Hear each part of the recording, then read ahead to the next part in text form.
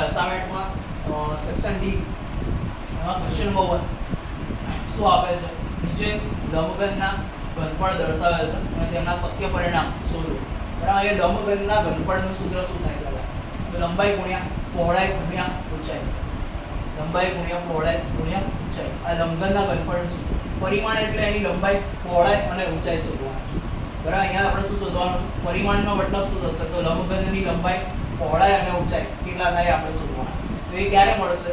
જ્યારે તમે આના અવયવો પાડશો ત્યારે. તો આ બંનેના અવયવો પાડશો, બરાબર, એમાં પહેલો અવયવ એ તમારી લંબાઈ થશે, બીજો અવયવ એ તમારી પહોળાઈ થશે અને ત્રીજો અવયવ એ તમારી શું થશે? ઊંચાઈ થશે.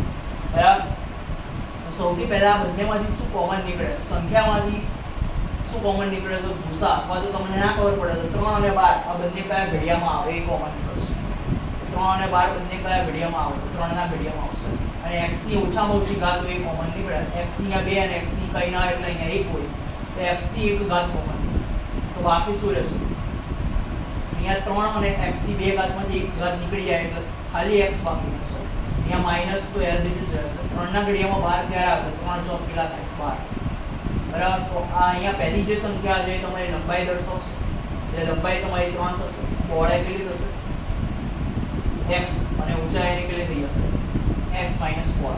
બરાબર, તો આ તમારો જવાબ છે. ખાલી શબ્દોમાં લખવાનું. તો આમ લંબઘનની લંબાઈ એટલે કે L બરાબર 3, પછી એની પહોળાઈ તમારી કેટલી થશે? પહોળાઈ કેટલી થશે?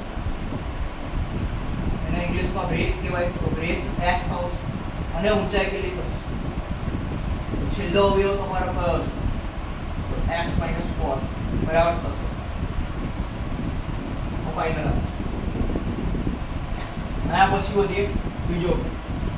આમાં પણ અહીંયા તમને લંબઘનનું ઘનફળ આપી દીધું છે, પણ એનું સ્વરૂપ કંઈક જુદું છે. તો અવયવ પાડવાની મેથડ પણ થોડી ડિફરન્ટ હશે. બરાબર, સૌથી પહેલા શું કરશો? લંબઘનના ઘનફળનું સૂત્ર લખી લંબાઈ ગુણ્યા પહોળાઈ ગુણ્યા ઊંચાઈ. આ ત્રણેય પદોમાંથી શું કોમન નીકળે પહેલા એ કોમન કાઢવું પડશે. તો સંખ્યામાંથી શું કોમન નીકળે? તો ભૂસા કોમન આવે 12, 8 અને 20 નું. જો ના ખબર પડતી હોય તો 12, 8 અને 20 આ ત્રણેય કયા ઘડિયામાં આવે છે? બરાબર, એ કોમન કાઢવાનું છે. તો 12, 8 અને 20 ત્રણે કયા મોટામાં મોટા એવો કયો ઘડિયો છે જેમાં 12, 8 અને 20 ત્રણે આવી જતા હોય? તો કયા આવશે? તો 4, 4 અને k પણ બધામાં છે. જે ત્રણ પદોમાં દેખાતું હોય, બરાબર, એ ચલ પણ કોમન નીકળશે. આ ત્રણેયમાં કયો ચલ દેખાય છે? k k પણ બહાર નીકળી જશે. તો બાકી શું રહેશે? મોટા કૌંસ y² પ્લસ અહીંયાથી 4 અને k કોમન કાઢો તો 4 ના ઘડિયામાં 12 ક્યારે આવે? તો 4 તરીકે કેટલા થશે? 12. k હતો એ તો 12 નીકળી ગયો. હવે પણ બાકી રહેશે તો y². અહીંયા 4 ના ઘડિયામાં 8 ક્યારે આવે? તો 4 2 8 વચ્ચે પ્લસ એઝ ઇટ ઇઝ થશે. k બહાર નીકળી ગયો તો હવે પણ બાકી રહેશે તો y. 4 ના ઘડિયામાં 20 ક્યારે આવે? તો 4 5 20 અને આ વચ્ચેનો માઈનસ એઝ ઇટ ઇઝ રહેશે. k પણ બહાર નીકળી ગયા છે ઓલરેડી. હવે આના અવયવ આપણે પાડવાના છે. તો સૌથી પહેલું કામ આવે y² નો જે સહગુણક હોય એના અંતિમ પદ સાથે ગુણાકાર કરવાનો છે. તો 3 5 કેટલા આવશે? 15. તો 15 ના એવો અવયવ પાડો કે એની બાદબાકી કેટલી થાય? 2. તો 5 તરી કેટલા થશે? 15. અને આ બંનેની આપણે જ્યારે બાદબાકી કરીએ તો જવાબ કેટલો આવી જશે? 2. એટલે શું? રેડી? હવે નિશાની કેવી રીતે આપવાની છે? મોટું બાળક કોણ છે? 5 અને 3 માં તો 5. એમાં મધ્યમ પદની નિશાની આપવાની પ્લસ અને નાના બાળકને એની વિરુદ્ધ નિશાની આપવાની છે માઈનસ. એટલે શું? હવે આના અવયવ પાડીને લખો તો શું લખવાનું? 4k 3y² ને એઝ ઇટ ઇઝ રહેવા દેવાનું છે પ્લસ બરાબર 2y ના બે બાળકો કયા આવશે? એમાં પહેલું 5 કયા ચલનો બહુપદી છે? y. તો આની પાછળ y લગાડવાનો તો 5y - 3y - 5 બરાબર. એટલે શું? હવે પહેલા બેમાંથી કોમન કાઢો અને બીજા બેમાંથી કોમન કાઢો. ચલો પહેલામાંથી શું કોમન નીકળશે? ત્રણ સંખ્યામાંથી તો કાંઈ કોમન ના નીકળે કેમ કે 3 અને 5 બંને એક ઘડિયામાં આવતા નથી. તો હવે શું નીકળશે ખાલી કોમન?